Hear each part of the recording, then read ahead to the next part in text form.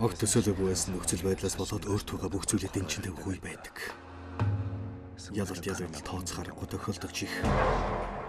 Зарим хүмүүс амиа дэнчин тавих бодлоо хэлдэг. Би зүгээр. Хотлог. Ганц мөчийн дотор ангал руу унсан залуу. Тэгян группийн бичиг баримт. Тэр хүн. Тэр бичиг баримтуудыг зүгээр надад шилж өгч. Би зохицуулаад өгье. Чи одоо ялагдаа. Ангалын ёроолоос Мөрөөдөл чи юу байсан? бийтэйг таарсан. Баян хүнээс илүү баян хүн болохыг хүссэн. Энэ хорвог тэр жигтний өөрийн болгох хэмжээ.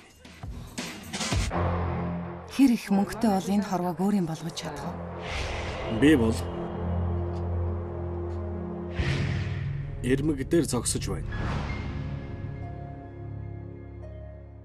Болгоомжтой байгаарай.